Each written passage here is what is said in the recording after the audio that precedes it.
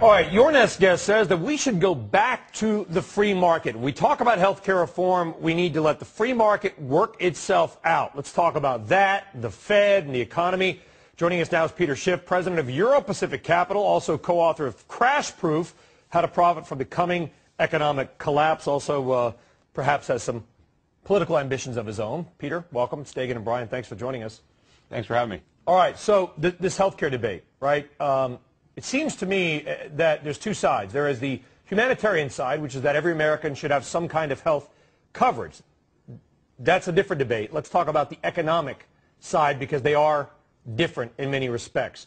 What is the best way to accomplish maybe the first goal, but do that in the free market and not have the government plan or the government get involved? Well, you know, the free market is the greatest economic system to supply affordable goods to consumers. And healthcare is no different than any other good.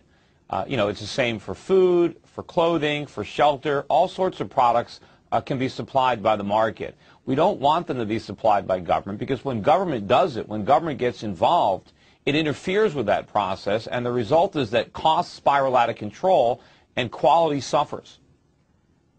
Peter, would this mean your proposal, though, you would want the government to get out of Medicare and Medicaid and all other subsidies there? Would it also mean ripping up the employer-based insurance system that we have in place today to truly put everybody on a level playing field, individual by individual? First of all, Medicare, the solution there is a bit more complicated. We never should have gotten into that situation in the first place. Had the government never adopted or passed Medicare in the 1960s, Americans would be in much better shape today. They would have more affordable health care. But the reality is it's a more complicated issue now because of the dependency. Right. But we definitely want to move immediately away from this employer-provided health insurance system, which is a function of our tax code, which is distorting decisions and leading to much, much higher prices. It would be much better if Americans bought their health insurance or paid for health care the same way they pay for every other good that they consume.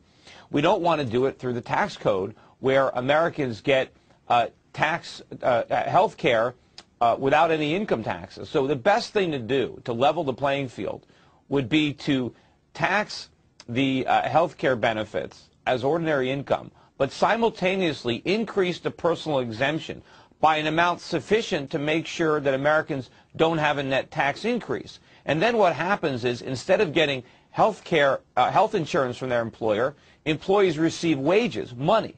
And then they can do what they will with that money. They can use it to buy the health insurance that they want, and hopefully more people... But the problem is that, Peter, is that they won't. You know, and a lot of families are struggling, so they have a couple hundred extra bucks. Instead of putting it in an HSA, health savings account, they'll say, well, you know, I got to pay my electric bill. I hear what you're saying. Is there a way to, and I had a viewer write in with this proposal yesterday, and I thought it was a pretty good one, force people to basically pay for their own I don't think the government should be health care first. I don't think the government should be forcing people to do things. I think people should make their own choices with what they want to do. But I do think that if people had more money, if there was not as much taxes, people could afford to pay for their medical treatment because they'd have more funds. And if people bought catastrophic insurance, that's what people should be buying. You don't want to have insurance so every time you get a cold or every time you sprain your ankle. You want insurance for major problems. The debate is interesting, right? Because I've made the point that maybe we are being misled on what the concept of insurance is in entirety. Right? We hear about insurance reform. Insurance is something you purchase to hedge against a risk. You know, and I buy fire insurance because I don't want my house to burn down. If it does, there's a small risk.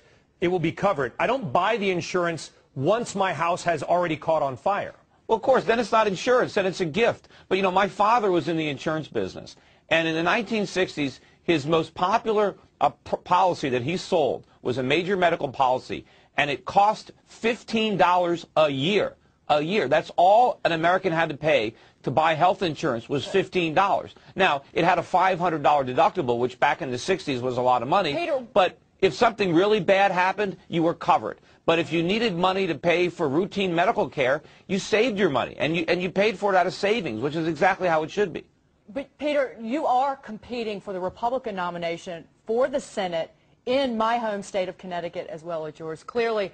And you're proposing ripping up the system that insures the vast majority of Americans. That Might not get you elected, Peter. Well, if I do choose to run, hopefully you'll support me.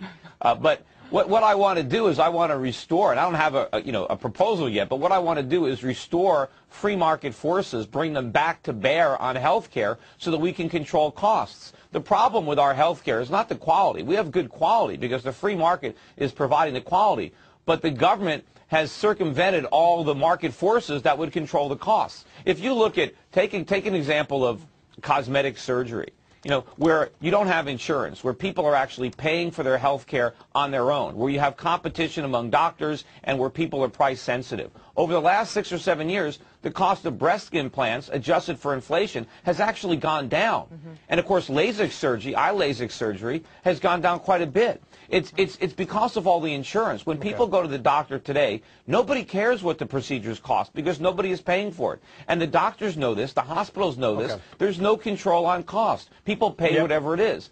But if we had more Americans paying for their health care out of pocket, then they would care. They would shop around. And the doctors would care. There would be competition to bring prices down. All right, Peter, we do appreciate you coming on. We got to leave it there, but we'll get you back on soon. Listen, you're making some arguments that a lot of people would agree with, but I guarantee a lot won't. But that's what the debate is all about. Peter Schiff of Euro Pacific Capital. Peter, thank you.